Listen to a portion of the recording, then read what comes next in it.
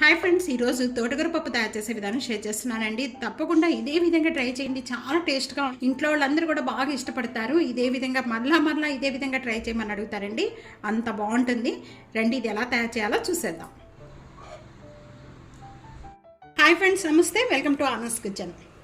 ఈ విధంగా తప్పకుండా ట్రై చేయండి. అసలు ఇంట్లో వాళ్ళందరూ కూడా చాలా ఇష్టపడతారనమాట. అంత టేస్ట్గా ఉంటుంది. మీరు తయారు చేసి ఆ తర్వాతే నాకు సబ్స్క్రైబ్ చేయండి. ఈ విధంగా తప్పకుండా ట్రై చేయండి. తోటకూర పప్పు తయారు చేసుకోవడానికి ముందుగా ఇక్కడ నేను తోటకూర కట్టలు ఒక 2 తీసుకున్నానండి. 2 తోటకూర కట్టలకి ఒక 1 కప్ అనేది ఇక్కడ కందిపప్పు. తోటకూర అనేది బాగా క్లీన్ చేసుకోవాలి. సాల్ట్ వాటర్లో ఒక 3-4 టైమ్స్ వరకు కూడా సాల్ట్ పీసెస్గా కట్ చేసి పెట్టేసుకున్నానండి. ఉసిరికాయంత చింతపండు సరిపోతుంది. ఈ చింతపండు అనేది ఒక బౌల్లో వేసేసుకొని ఒకసారి బాగా క్లీన్ చేసేసుకొని ఆ తర్వాత నానబెట్టేసుకుందాం. ఇక్కడంతా కూడా పారిపోసేయండి. ఇక్కడ చింతపండు అనేది బాగా క్లీన్ చేసుకున్న వెంటనే కూడా ఈ చింతపండు మునిగే వరకు కూడా ఒక బౌల్లో వాటర్ పోసేసుకోండి. వాటర్ పోసేసుకొని ఇది ఒక పప్పు ఉడికేంత వరకు కూడా నానబెట్టేసుకుందాం. సైడ్ పెట్టేసేయండి. ఈ విధంగా ఇక్కడ ఈ తోటకూర పప్పుకి అనేది ఒక 2 టమాటాలండి, మీడియం సైజు. ఈ విధంగా 10 లేక 12 అనేది వెల్లుల్లిపాయ రెబ్బలు. పప్పులోకి వెల్లుల్లిపాయ రెబ్బలు ఎంత తీసుకుంటే అంత టేస్ట్గా ఉంటుంది. ఇక్కడ ఒక 5 లేక 6 పచ్చిమిర్చి ఇలా మధ్యలో కట్ చేసుకొని పెట్టుకోవాలి. మీడియం సైజు ఆనియన్స్ 2 అన్నీ కూడా కట్ చేసేసుకొని ఈ విధంగా పెట్టుకోవాలి. 1 కప్పు కందిపప్పు ఈ కుక్కర్లో వేసేస్తున్నాను.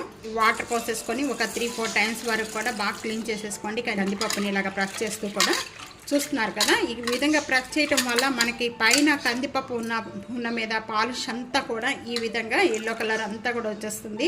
ఈ విధంగా ఫ్రెష్గా వచ్చే వాటర్ వచ్చేంత వరకు కూడా బాగా క్లీన్ చేసుకోవాలండి. నేనైతే 4 టైమ్స్ క్లీన్ చేస్తాను. పప్పు అనేది ఎంత మంచి క్వాలిటీ పప్పు తీసుకున్నా ఈ విధంగానే వస్తుందండి. మొత్తం కూడా క్లీన్ చేసుకునేటప్పుడు 4 టైమ్స్ వరకు కూడా బాగా క్లీన్ చేసుకున్న కందిపప్పులో ఇక్కడ 1 టేబుల్ స్పూన్ అనేది నేను ఆయిల్ యాడ్ చేస్తున్నానండి. ఆయిల్ యాడ్ చేయడం వల్ల ఆ పప్పు ఉడికిన తర్వాత పైన అనేది పొంగకుండా ఉంటుందండి. తప్పకుండా ట్రై చేయండి ఈ ట్రిక్స్ అనేది. పసుపు యాడ్ చేస్తున్నాను. మనం ఏ కప్పుతో అయితే కందిపప్పు తీసుకున్నామో సేమ్ కప్పుతోనే 3 కప్స్ అనేది వాటర్ యాడ్ చేస్తున్నాను. మూత పెట్టేసుకొని ఇక్కడ స్టవ్ మీద పెట్టేసుకొని ఒక 4 లేక 5 విజిల్స్ వచ్చే వరకు కుక్ చేసుకుంటే మా పప్పు అనేది మెత్తగా అయిపోతుందండి. 4 విజిల్స్ వచ్చిన వెంటనే కూడా స్టవ్ బంద్ చేసేద్దాం. కుక్కర్ చల్లారాక ఓపెన్ చేద్దాం. ఇక్కడ చూసారు కదా, మనం కుక్కర్లో ఆయిల్ వేయటం వల్ల ఇక్కడ పైన అనేది పొంగకుండా ఉంటుందండి. ఆయిల్ కనుక వేయకపోతే పప్పు అంతా కూడా బాగా పొంగిపోతూ ఉంటుంది అనమాట. వాటర్ వచ్చేస్తుంది పైకి అంతా కూడా. ఇలా ఆయిల్ వేసి కుక్ చేసుకోండి. ఇంకా మెత్తగా అయిపోయినంతా కూడా పప్పు అంతా కూడా పప్పు గుర్తుతో బాగా మెత్తగా మెదుపుకోవాలి. బాగా మెత్తగా మెదుపుకోవాలండి. ఈ విధంగా పప్పు అంతా కూడా బాగా మెత్తగా మెదుపుకున్న వెంటనే కూడా ఇక్కడ ఒక 1 గ్లాస్ వాటర్ యాడ్ చేస్తున్నాను. కొద్దిగా పప్పు అనేది పల్స్గానే ఉండాలండి. తోటకూర పప్పు తయారు చేసుకోవడానికి నేను ఇక్కడ ప్యాన్లో 3 టేబుల్ స్పూన్ ఆయిల్ యాడ్ చేస్తున్నానండి. ఆయిల్ బాగా కాయిపోయింది. కాయిపోయిన వెంటనే కూడా తీసేసేస్తున్నాను. ఇక్కడ ఉల్లిపాయ వేగుతూ ఉండగానే నేను 1.5 టేబుల్ స్పూన్ సాల్ట్ యాడ్ చేస్తున్నాను. ఆనియన్స్ బాగా వేగిపోయాయి. ఈ విధంగా వేగిపోయిన వెంటనే కూడా ముందుగా మనం కట్ చేసుకున్న టమాటాలు 2 మీడియం సైజు. ఆనియన్స్ వేగిన తర్వాత టమాటా యాడ్ చేయండి. టమాటా మగ్గుతూ ఉండగానే ఇక్కడ నేను 1/2 టేబుల్ స్పూన్ పసుపు యాడ్ చేస్తున్నాను. ఈ విధంగా బాగా మగ్గనవసరం లేదు. లైట్గా మగ్గిన వెంటనే కూడా ముందుగా మనం కట్ చేసుకున్న తోటకూర అంతా కూడా యాడ్ చేస్తున్నానండి. స్టవ్ అనేది మీడియం ఫ్లేమ్లో పెట్టేసి మూత పెట్టేసుకొని ఆ తోటకూర అంతా కూడా ఆ పచ్చి స్మెల్ పోయేంత వరకు కూడా బాగా మగ్గిపోవాలి. ఇప్పుడు తోటకూర వేపుడు మనం చేసుకునేటప్పుడు ఎలా మగ్గుతుంది ఆ విధంగా తోటకూర అంతా బాగా మగ్గిపోవాలండి. మొత్తం మధ్య మధ్యలో కొద్దిగా ఓపెన్ చేసి కలుపుతూ ఉండండి. ఇక్కడ 3 మినిట్స్ అయిపోయిన వెంటనే ఇప్పుడు ఓపెన్ చేద్దామండి. ఈ విధంగా ఫ్రై చేసిన వెంటనే కూడా ముందు పప్పు అంతా కూడా దీంట్లో యాడ్ చేసేస్తున్నాను. గ్లాస్ వాటర్ యాడ్ చేస్తున్నాను. ఇక్కడ యాడ్ చేసిన వెంటనే కూడా ఇదంతా కూడా పప్పులో వేసేస్తున్నాను. పప్పు అంతా కూడా ఈ ఉడుకుతూ ఉండగానే చిక్కబడిపోతుంది. ఈ కొద్దిగా చిక్కబడిపోయిన వెంటనే కూడా తీసేసుకోవడమేనండి. ఇంకా చింతపండు జ్యూస్ చేసి పెట్టుకున్నాం. ఆ చింతపండు జ్యూస్ అంతా కూడా ఈ జ్యూస్ వేసేస్తున్నాను. సాల్ట్ అనేది చూసుకొని వేసుకోవచ్చు ఈ టైంలో. ఈ విధంగా 1 మినిట్ వరకు ఈ విధంగానే కలుపుకుంటూ ఉంటే కొద్దిగా టైట్ అవుతుందండి. మొత్తం 1 మినిట్ అయిపోయాక ఓపెన్ చేద్దామండి. ఇక్కడ చూస్తున్నారు కదా, పప్పు అంతా కూడా బాగా చిక్కబడిపోయింది. ఈ విధంగా చిక్కబడిపోతే సరిపోతుందండి.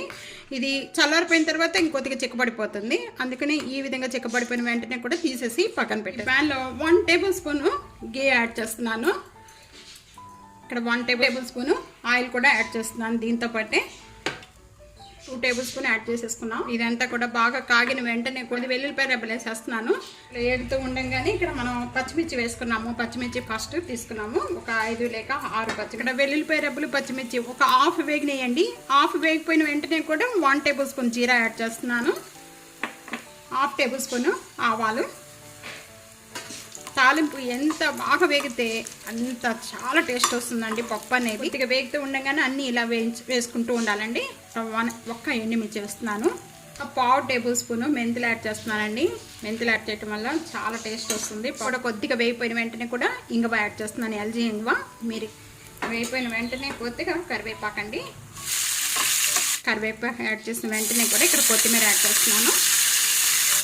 ఈ తాలింపు అంతా కూడా ఈ విధంగా అన్నీ వేగిన వెంటనే ఈ విధంగా సైడ్ పెట్టేసుకోండి.